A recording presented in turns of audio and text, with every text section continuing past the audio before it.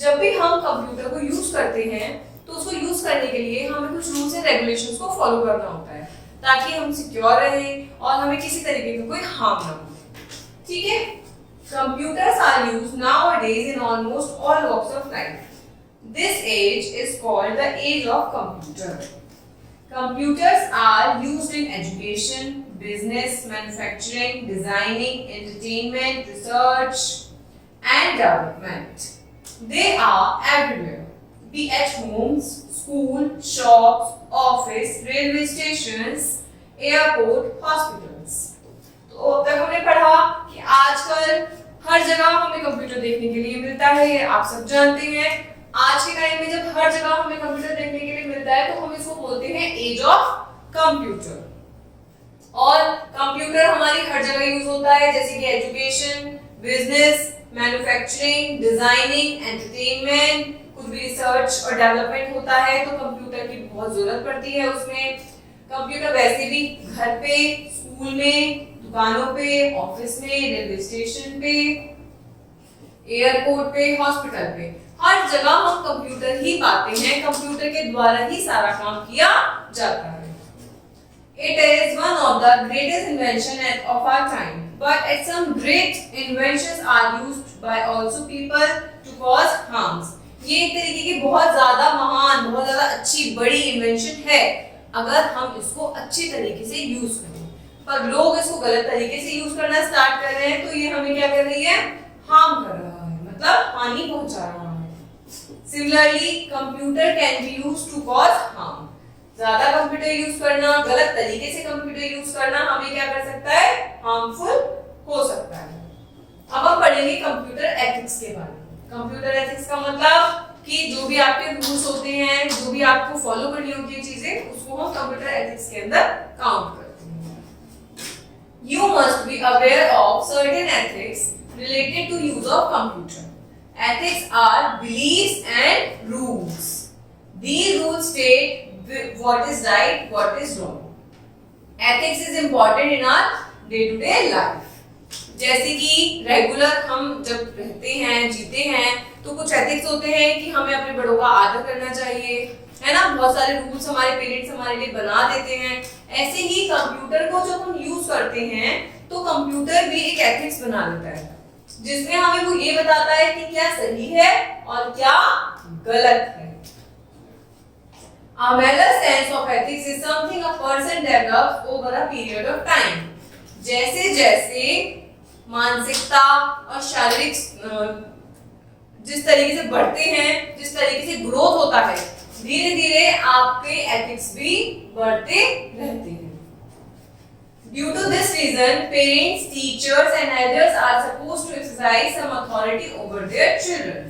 क्योंकि ये जो छोटे बच्चे होते हैं, इनके जो एथिक्स होते हैं, इनके अंदर जो मेंटल डेवलपमेंट होता है वो बहुत धीरे धीरे बढ़ता है।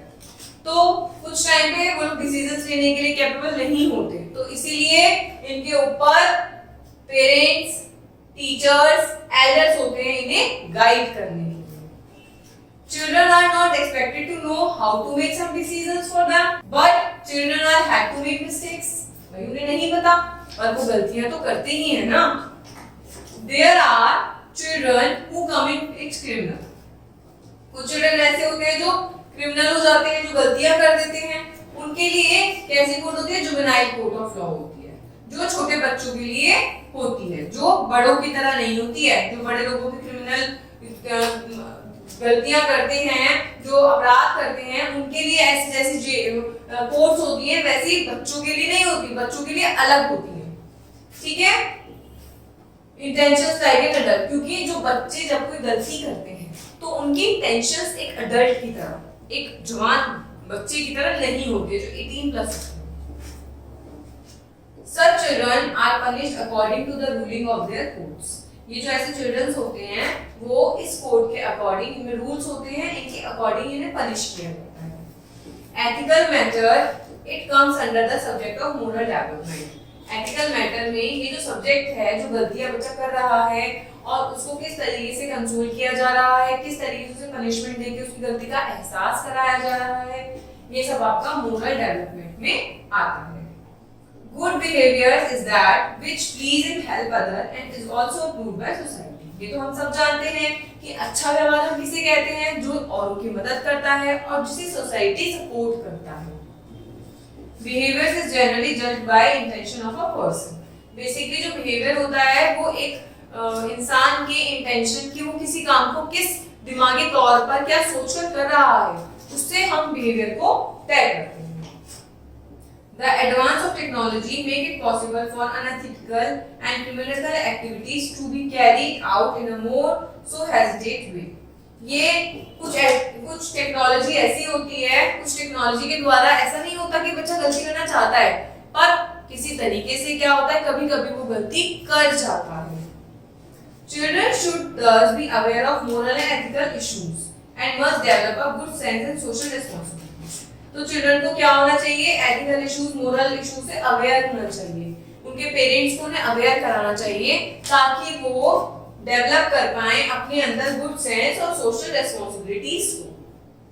There are always people who are violating the rules of society for money and some just for fun. कुछ लोग ऐसे भी होते हैं सोसाइटी में जो रूल्स का, नैतिकता का उल्लंघन करते हैं जस्ट बिकॉज ऑफ मनी के लिए, पैसे के लिए, अपने मौज मस्ती के लिए।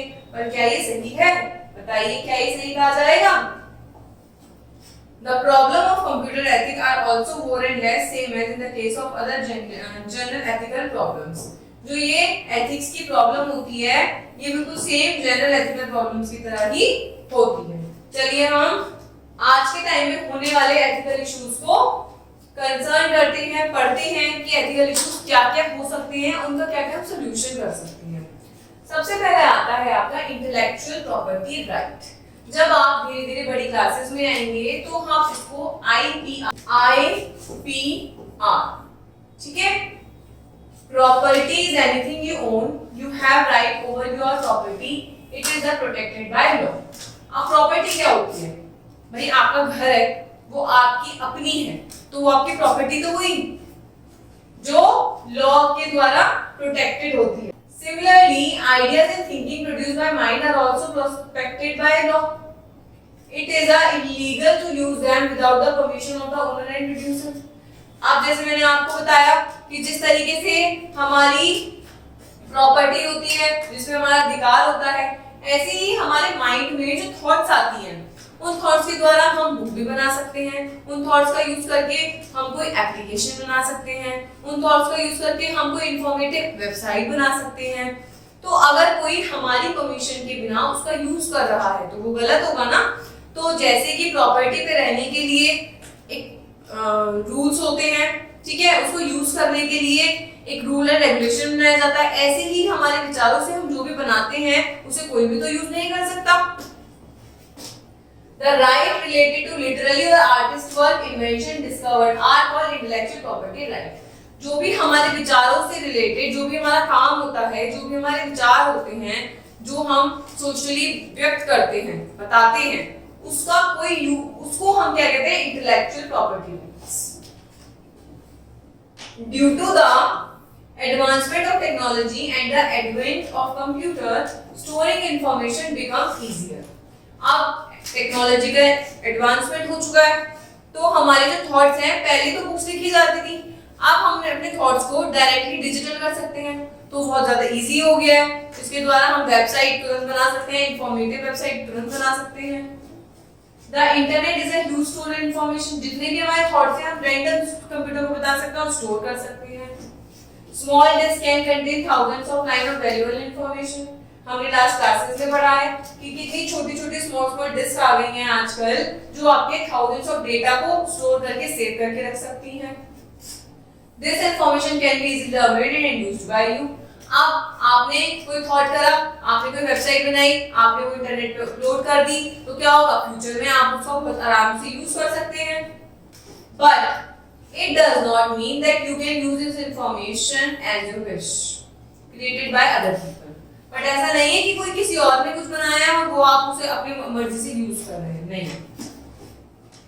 Do not use this information without permission. Suppose कीजिए मैंने कोई अपनी विचार से, दिमाग में मेरे कोई बहुत अच्छी इंफॉर्मेशन आई है, या बहुत अच्छी कविता आई है, बहुत अच्छी कहानी आई है, कुछ भी आ सकता है, और मैंने वो इंटरनेट पे अपलोड कर दिया अपने तरीके से, तो आप लोग मेरी परमिशन के बिना उसे यूज नहीं कर सकते, ना आपको करना चाहिए। There are certain ethical related issues to such information. अब जब इसको कोई और यूज कर लेगा तो वो किस में आ जाएगा, एथिकल इशू में। You use intellectual property all the time, whatever you know it or not. अब हम इंटरनेट पे रेगुलर बेसिस पे कुछ ना कुछ सर्च करते रहते हैं, तो हम किसी की इंटेलेक्चुअल प्रॉपर्टी को तो यूज कर ही रहे हैं ना। For example, in most of books, magazines and the matters belongs to the author who writes them and to be published company that printed them. भाई जो बुक्स होती है, मैगजीन्स होती है, मैटर्स होते हैं, ऑथर राइट करता है, कंपनी क्या करती है उसे पब्लिश कर देती है। The same also applies to the software, music and etc. art. भाई सॉफ्टवेयर भी ऐसे होते हैं, भाई सॉफ्टवेयर भी तो किसी ने बनाया ही होगा, म्यूजिक भी किसी ने बनाया होगा, या आर्ट भी किसी ने बनाई होगी, तो हम लोग अगर हम किसी की बिना परमिशन के यूज करते हैं तो वो एथिकल इश्यूज में नहीं आएगा। अब हम देखते हैं नेक्स्ट, कॉपीराइट। कॉपीराइट तो नेम से क्लियर हो रहा है, कॉपी किसी चीज की आप क्या कर रहे हो, कॉपी कर रहे हो, नकल कर रहे हो। You must have seen that this symbol, आगे लगा हुआ होता है इंक्लोज दिस सर्कल, सर्कल होता है, सी होता है, सी का मतलब कॉपीराइट होता है। ऑन डिफरेंट आइटम्स, बुक्स पे, मैगजीन्स पे, वेब पेजेस पे बहुत जगह लिखा हुआ होता है ऐसा। दिस इज यूज्ड वाइडली, बहुत ज्यादा यूज होता है। This symbol generally comes for before the statement, जो भी वेबसाइट बनी होगी, बुक होगी, सबसे पहले यही बना हुआ होता है, ठीक है। ऑल राइट रिजर्व, मतलब इस बुक में जो भी लिखा हुआ है, जो भी इंफॉर्मेशन है, वो सारे जो उसके राइट्स हैं वो रिजर्व्ड हैं, वो ऐसे ही कोई नहीं यूज कर सकता। Do you know what is the statement symbol are used?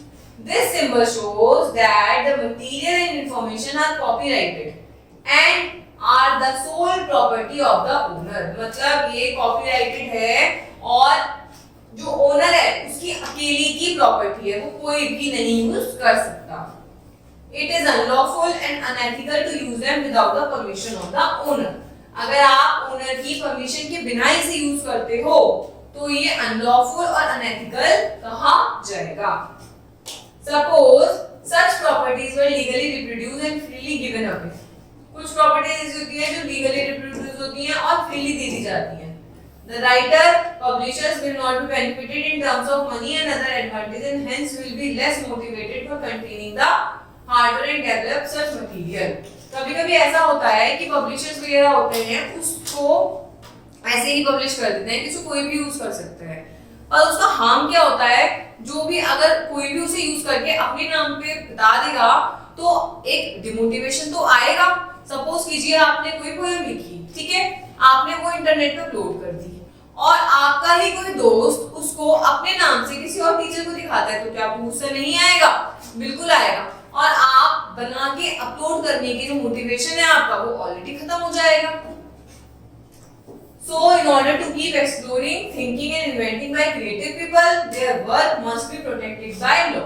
इसलिए जरूरी है जो भी इन्वेंटफुल काम करता है, क्रिएटिव काम करता है, प्रोटेक्टेड काम जो भी काम करता है उसको लॉ के द्वारा प्रोटेक्ट किया जाना चाहिए।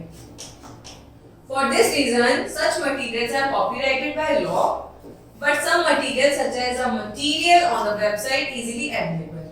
काफी टाइम ऐसा होता है कि कुछ कॉपीराइटेड लॉ से हो जाता है, कुछ होता है जो इजीली आप वेबसाइट पे अवेलेबल कर सकते हैं। The owner cannot check or control copying or downloading of such information. कभी-कभी जो कुछ कंटेंट आपके ऐसे होते हैं जो अपलोड हो जाते हैं और को नहीं पता होता कि कौन यूज कर रहा है और कौन इसे डाउनलोड कर रहा है। It is a duty of users to be honest and not to use a material illegally. तो इसमें जो उसको यूज कर रहा है उसका काम बनता है कि उसे इलीगली उसको यूज नहीं करना चाहिए।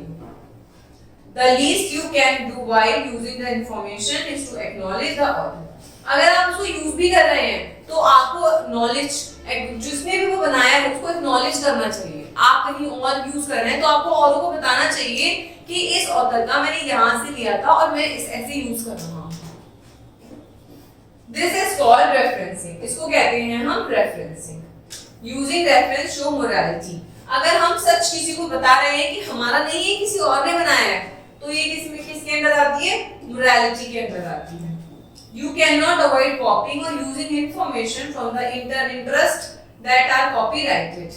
आप कॉपी जो करना है आप उसको अवॉइड नहीं कर सकते करने का, कॉपीराइट जो इंटरेस्ट है, बट आप उसको एक्नॉलेज तो कर सकते हैं, बट द राइट वे आप उसको एक्नॉलेज करिए।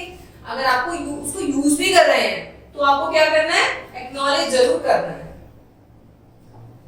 नेक्स्ट देखते हैं सॉफ्टवेयर पायरेसी। अब हमने देखा कंटेंट कॉपी हो रहा है तो क्या सॉफ्टवेयर भी नकल की जा सकती है। Software piracy is the illegal reproduction and distribution of software application. Software application का इलीगल तरीके से दोबारा बनाना और डिस्ट्रीब्यूशन करना सॉफ्टवेयर पायरेसी कहलाता है। Pirated software is a very dangerous trend. ये जो पायरेटेड सॉफ्टवेयर है ये बहुत डेंजरस ट्रेंड है। It hurt everyone from developer to seller and software users. ये क्या करता है, सॉफ्टवेयर को कॉपी करता है, कॉपी करके रीसेल कर देता है कम वैल्यू पे। तो इससे जो सेलर होता है, जो डेवलप करता है, उन सबको क्या होता है, loss. Software piracy has a significant impact on the economy. Obviously अगर जो बना रहा है वही उसको सेल कर रहा है तो उसको इकोनॉमी पे उसको अच्छा इफेक्ट पड़ेगा, पर उसी ही की कॉपी कोई और अगर आप अपने नाम से सेल कर रहा है तो ऑब्वियसली उसे लॉस तो होगा। It leads to job losses and revenue losses to the software company. इससे क्या होता है, लॉस होता है, जॉब का भी लॉस होता है, जो उसको प्रोड्यूस कर रही है उसका भी लॉस होता है कंपनी का। You must avoid using pirated software। हमें पायरेट सॉफ्टवेयर यूज अवॉइड करने चाहिए। Do you know that even possession of software that has been illegally copied is also piracy? जो सॉफ्टवेयर को हम इलीगली उसकी कॉपी बनाते हैं उसको भी पायरेसी कहते हैं।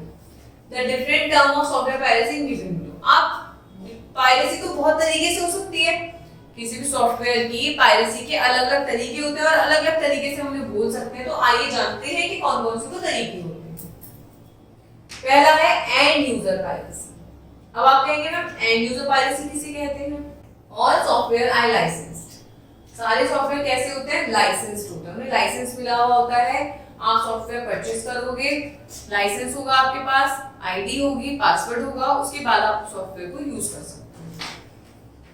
When someone copies software without the appropriate license for each copy, it is called end user piracy। जब कोई क्या करता है, सॉफ्टवेयर की कॉपी को एप्रोप्रिएट बिना लाइसेंस के उसकी नकल करके उसकी कॉपी बना देता है तो उसको क्या कहते हैं, and user piracy. It includes both कॉपिंग और डिस्ट्रीब्यूशन। इसमें वो सॉफ्टवेयर को क्या करता है, कॉपी भी करता है और कॉपी करने के बाद उसे बेचता भी है। अब हम पढ़ेंगे internet piracy. You can download various software from the internet। ये तो सबको पता है कि हम बहुत सारे सॉफ्टवेयर इंटरनेट से डाउनलोड कर सकते हैं। You must make sure that the download available on the internet are authorized by the owner or publisher for distribution।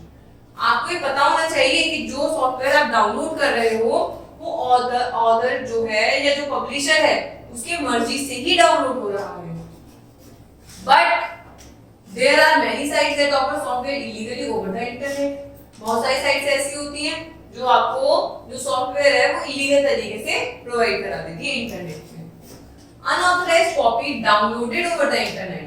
जब अनऑथराइज्ड सॉफ्टवेयर की जो कॉपी होती हैं अगर वो इंटरनेट पे आप डाउनलोड कर सकते हो तो उसे हम क्या कहते हैं, वो इंटरनेट पायरेसी। वो इंटरनेट पायरेसी के अंदर आता है क्योंकि आप उसकी नकल कहां से कर रहे हो, इंटरनेट से कर रहे हो।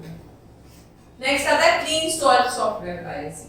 बहुत सारे सॉफ्टवेयर ऐसे होते हैं जिन्हें आपको पहले इंस्टॉल करना पड़ता है उसके बाद वो काम करते हैं। Some computer manufacturers install software in their computer and sell them to the user। बहुत सारे कंप्यूटर मैन्युफैक्चरर ऐसे होते हैं जो आपके सॉफ्टवेयर को इंस्टॉल करते हैं और उसके बाद सेल करते हैं। This is a legal process. ये लीगल प्रोसेस होता है। The manufacturers acquire license for this purpose from the software developer companies। इसी की वजह से जो मैन्युफैक्चर होता है वो जो सॉफ्टवेयर डेवलप कंपनी होती है उसको लाइसेंस देता है, ठीक है। But when a computer manufacturers take one copy of a particular software and illegally install it more than one computer, it performs pre-install piracy। आप सपोज कीजिए उसने खरीदा तो एक है, ठीक है, और वो क्या कर रहा है, उसको और भी कंप्यूटर्स में डाउनलोड कर रहा है, तो इसे हम क्या कहेंगे, pre installed software piracy. You must look out for proper license to cementation while purchasing a new computer to ensure that you are being given legal software. जब भी ऐसे सॉफ्टवेयर आप देखें या कोई और आपके कंप्यूटर में ऐसे प्री इंस्टॉल सॉफ्टवेयर को डाउनलोड कर रहा हो, इंस्टॉल कर रहा हो, तो आपको बहुत ज्यादा ध्यान रखना चाहिए कि ये प्री इंस्टॉल सॉफ्टवेयर पायरेसी तो नहीं हुई आपके साथ। काउंटर फेल्टिंग, अब देखते हैं काउंटर फेल्टिंग किसे कहते हैं। This is a process of making distributing illegal copies of software packages that reproduces the developer's packages. आप सॉफ्टवेयर के पैकेजेस आते हैं, जैसे एमएस का पैकेज आता है, बहुत सारे सॉफ्टवेयर होते हैं जिनके प्रॉपर एक पैकेज आते हैं, तो उन पैकेजेस की इलीगल कॉपीज बनाना और डिस्ट्रीब्यूट करना क्या कहलाता है? काउंटर फेल्टिंग कहलाता है। People make duplicate CDs, original CD से डुप्लीकेट सीडी बना लेते हैं और उन्हें सेल करते हैं लो प्राइस पे। तो ये क्या होता है? The illegal copy resemble the original copy. Original copy की तरह लगती है, जो नकली होती है, डुप्लीकेट होती है, बिल्कुल ओरिजिनल की तरह लगती है, लेकिन वो कम रेट पे सेल कर देते हैं। तो उसे हम क्या कहते हैं? काउंटर फेल्टिंग कहते हैं। अब हम बढ़ते हैं ऑनलाइन ऑप्शन पायरेसी। ये क्या होता है? This takes several forms such as selling of software that is never authorized for resale by a third party. इसमें क्या होता है? इसमें भी सॉफ्टवेयर की सेलिंग ही आती है, पर वो थर्ड पार्टी से अप्रूव नहीं होती, पर फिर भी सेल कर देते हैं। Sometimes online distributors are use legal terms and phrases to fool users.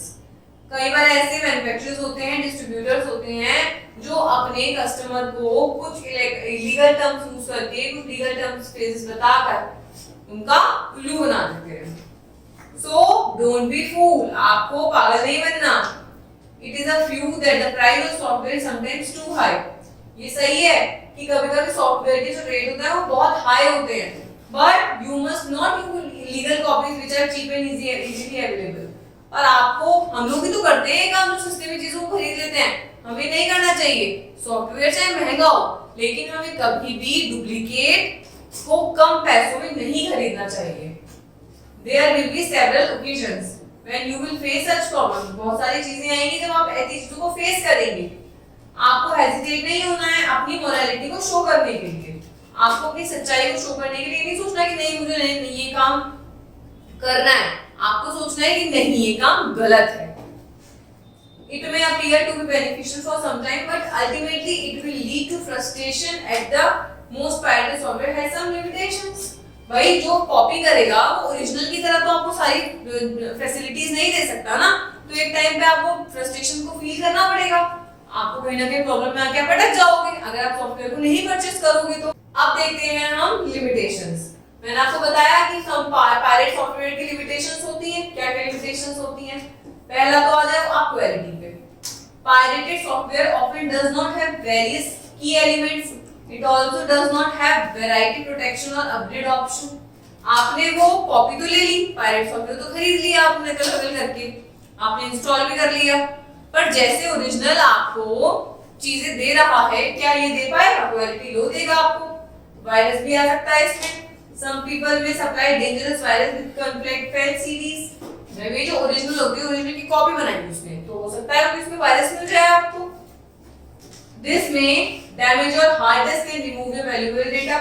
अब आपने सस्ते होने के चीप होने के चक्कर में खरीद तो लिया, इंस्टॉल कर लिया, पर उसमें वायरस हुआ तो क्या होगा? आपका तो जो इंपॉर्टेंट डाटा वो भी चला जाएगा। Pirated software that contains virus may destroy company resources. Company के रिसोर्सेज को भी डिस्ट्रॉय कर सकते हैं। People often embedded malicious program with the pirated and sell them to another. बहुत सारे people क्या करते हैं? malicious program उसके अंदर कर देते हैं और pirated software के नाम से परचेस कर देते हैं, तो गलत है ना। प्राइवेसी नहीं होती इनके अंदर बिल्कुल भी। Privacy is an important aspect of life. It is desirable condition or a moral right that a person has in relation to another person with respect to the possession of information by other person about himself or herself. भाई privacy तो हर चीज में होनी जरूरी है। अगर privacy नहीं होगी तो कोई भी आपका कंटेंट यूज कर सकता है, कोई भी आपका सॉफ्टवेयर यूज कर सकता है, कोई भी उसका गलत इस्तेमाल कर सकता है। It is unethical to infringe in the privacy of other people without the consent of the person. It leads to the embarrassment.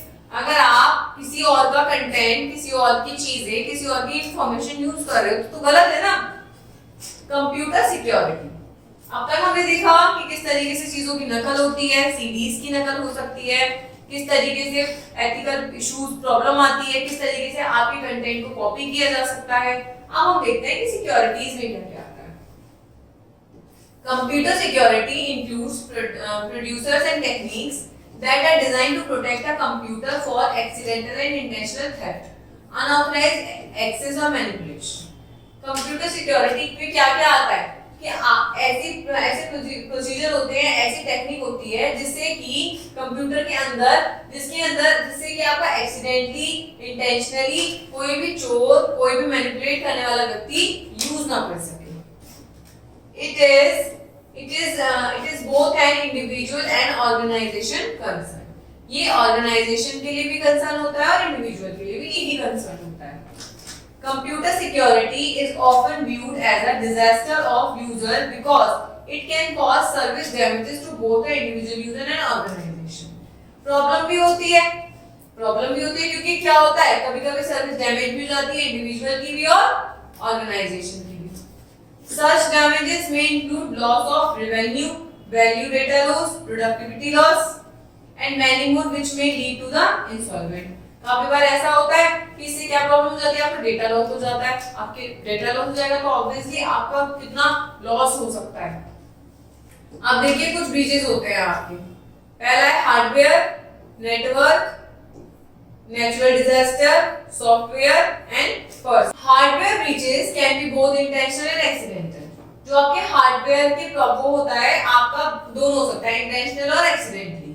Cable, modem, phone lines are often vulnerable to security breaches। आपके security को maintain करने के लिए इन सब cables, modems, phone lines ये सब problem create कर सकते हैं।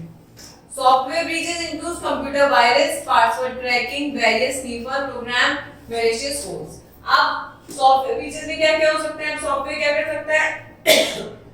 पासवर्ड क्रैक हो सकता है, कंप्यूटर में वायरस डाल सकता है, बहुत सारे ऐसे प्रोग्राम्स हैं जो कंप्यूटर को हार्म पहुंचा सकते हैं।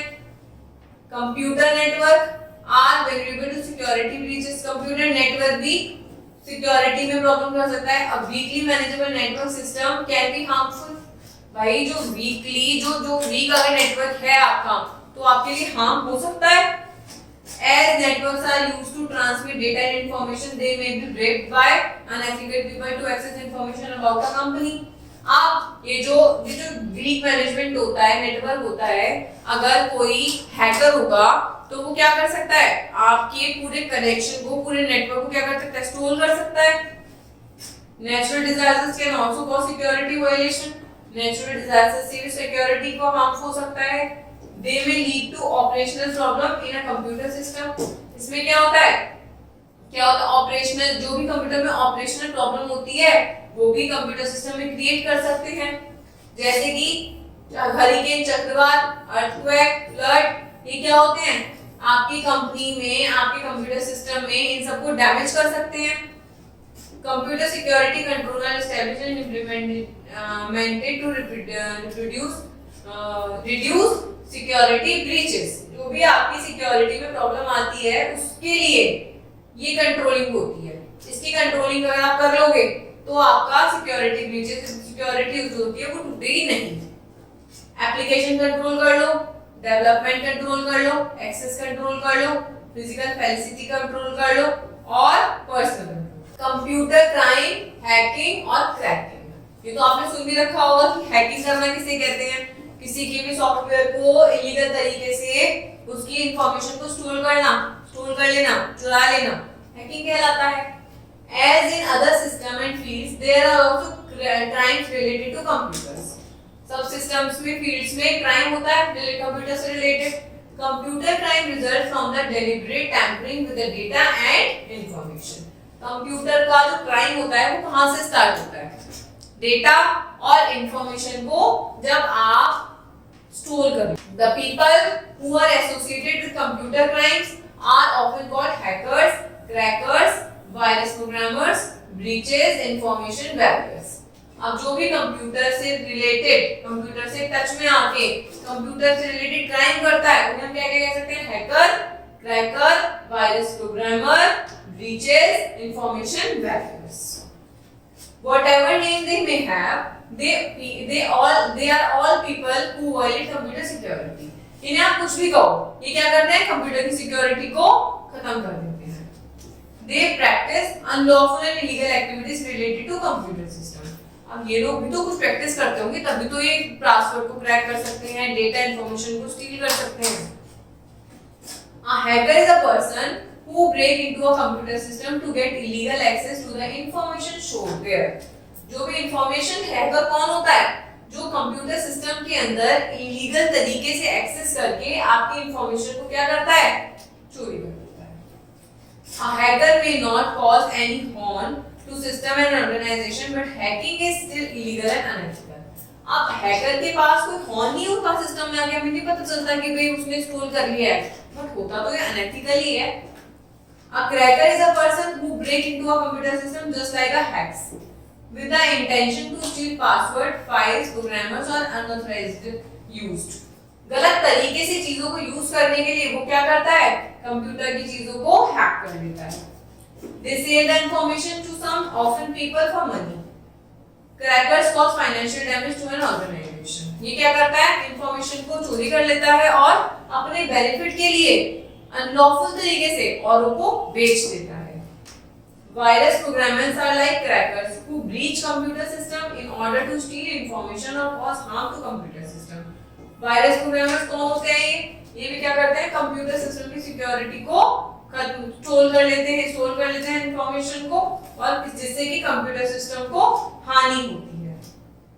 They program dangerous virus to get access to system. ये क्या करते हैं? वायरस कंप्यूटर के अंदर फ्लोट कर देते हैं. अब हम पढ़ेंगे final words. There are numerous laws to control computer crimes and numerous measures to control security breaches. बहुत सारे लॉ होते हैं क्राइम को रोकने के लिए, और ये जो कंट्रोल सिक्योरिटी ब्रीचेस होते हैं इनको खत्म करने के लिए. Companies are spending millions for this purpose. Companies जो है इन चीजों पर अपना रेवेन्यू सेव करने के लिए, अपनी डेटा और इंफॉर्मेशन को सेफ रखने के लिए बहुत बिलियंस खर्च कर रही है इसके ऊपर.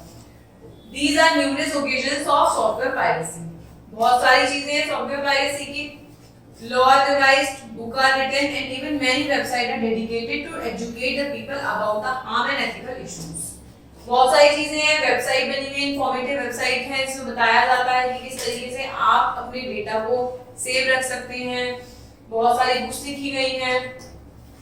You should, however, be aware that ethical conduct goes beyond merely adhere to law. आपको पता होना चाहिए, अवेयर होना चाहिए कि जो एथिकल कंडक्शन होता है ये कहीं ना कहीं लॉ के सबपक्ष में है. There are ethical standards in almost all cases. हर जगह आपको एथिकल स्टैंडर्ड ही मिलेगा ऑल केसेस में, क्योंकि जो चोरी करता है, जो इंफॉर्मेशन को स्टील करता है अपने यूज के लिए, वो एक बहुत हार्मफुल तरीके से करता है. There are numerous debates on the prevention, deterrence, retribution and care among people. बहुत सारे डिबेट्स होती हैं इन चीजों को लेके कि आपको किस तरीके से अपनी चीजों को सेफ रखना है, अपनी चीजों को रिप्रोडक्शन से बचाना है. But it is a duty of individual to address the ethical issues in life. But ये सब चीजें तो हो रही हैं, इंटरनेट कर रहा है, बट हमारे लिए भी जरूरी है कि हमें भी एथिकल चीजों का पता होना चाहिए, हमें भी इन सब चीजों से अवेयर होना चाहिए. Ethical issues will always remain. Ethical issues तो हमेशा ही रहेंगे, ये नहीं खत्म होंगे. You have to face all of them in your life. आप अपनी पूरी लाइफ में इन इश्यूज को देखते भी रहेंगे, समझते भी रहेंगे और इनसे बचने की भी कोशिश करेंगे. So be careful and aware of these issues and let life in peace and harmony, respecting other words, right and privacy. आपको बस क्या ध्यान रखना है? आपको ध्यान रखना है कि आपको एथिकल इश्यूज को नहीं भूलना है. अगर कोई गलत काम कर रहा है तो जरूरी नहीं है कि आप भी वो गलत काम ही करेंगे. आपको अपने अंदर की मोरालिटी को जगा कर रखना है बिल्कुल, और आपको कोई भी ऐसा काम नहीं करना है जो आपके कंप्यूटर एथिक्स के खिलाफ हो. इस तरीके से आप अपने कंप्यूटर में इंटरनेट या कंप्यूटर का सही तरीके से यूज कर सकते हैं. Thank you.